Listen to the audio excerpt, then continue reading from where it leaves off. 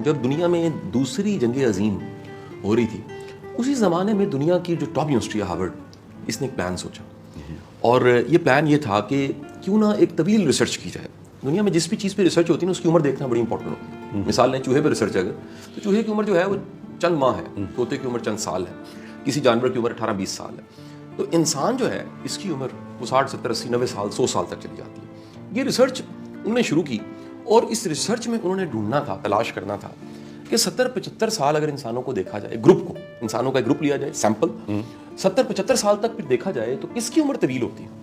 تو انہوں نے 734 لوگ لے لیے، 724 لوگ، ایگزیکٹ 24 تھے، مجھے یاد آ گیا. 724 لوگوں کا گروپ تھا اور یہ امریکہ کے مختلف جگہوں پہ رہنے والے ینگ بچے تھے، 12 13 14 15 سال کے. اب اندازہ لگائیں کہ نہیں پتا 12 13 14 15 سال کا آج کا بچہ کل کو کیا بننے والا ہے. یعنی آنے والے دنوں میں یہ 724 میں سے ایک امریکہ کا پریزیڈنٹ بنا. ان میں سے کچھ لوگ بزنس امپائر کھڑی کر دی، ان میں سے کچھ دیوالیہ ہو گئے. اگلے 75 سال تک ان کے ساتھ ایک بانڈ ہوتا ہے نا، وعدہ، وہ لے لیا گیا کہ ہم نے آپ کو ٹریک کرنا ہے تو جو اویلیبل ریسورسز ہیں ٹریک کرنے کے وہ ہم استعمال کریں گے. میں واضح کروں کہ جب آپ گاڑی کو ٹریک کرتے ہیں تو چھوٹا سا ٹریکر ہوتا ہے، وہ بتا دیتا ہے گاڑی کہاں پہنچی ہے، گاڑی بند ہے، گاڑی آن ہے، گاڑی جو ہے وہ چل رہی ہے، گاڑی دور ہے، گاڑی ایسے علاقے میں چلے گی جہاں ٹریک نہیں ہو سکتی، وہ آپ کو بتاتا ہے.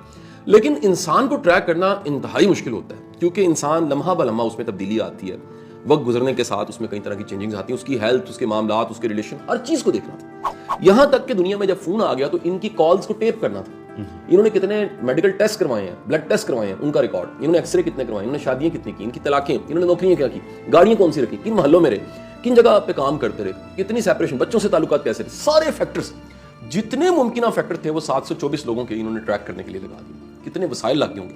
جب یہ ریسرچ شروع ہوئی بٹ صاحب، ریسرچ ختم ہونے تک 3 چیف کا انتقال ہو چکا تھا. اس ریسرچ کے جو چیف تھے 3 کی ڈیتھ ہو چکی تھی. اچھا، 75 سال کا ٹائم ہے. تو فائنلی جو لاسٹ ریسرچ چیف تھا اس کا نام تھا رابرٹ ویلڈنگر. اس نے 2016-17 میں اس ریسرچ کو 75 سالوں کے بعد پبلک کر دیا. اچھا، 75 سالوں کے بعد بٹ صاحب پتہ لگا کہ اس میں سے 664 جو ہیں وہ اللہ کو پیارے ہو چکے ہیں. 60 بچے، یعنی 60 ایسے تھے جن کی عمر منیمم 90 ایئرس تھی. کتنے؟ 724 میں سے 60 بچے ہیں، 664 اللہ کے پاس جا چکے ہیں. اور یہ ریسرچ جو میں آپ کے ساتھ شیئر کر رہا ہوں اسے اگر آپ گوگل کریں، یوٹیوب کریں، کہیں پر لکھیں تو یہ نکل آئے. یہ بڑی فیمس ریسرچ ہے.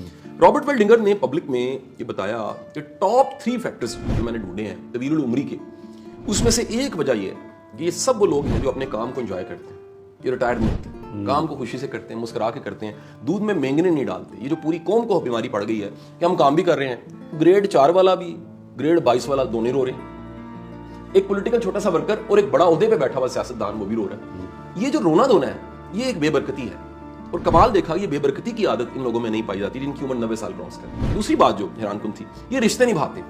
اور رشتے نبھانے کا مطلب یہ ان میں درگزر، برداشت، دوسروں کو لے کر چلنا، ان کو جج نہ کرنا، معافی مانگ لینا، اپنی غلطی کا اعتراف کر لینا، انسان کو ویلیو دینا، اشیاء کو استعمال کرنا، انسانوں کو استعمال کرنا اور اشیاء کو سینے سے لگانا یہ نہیں کرتے.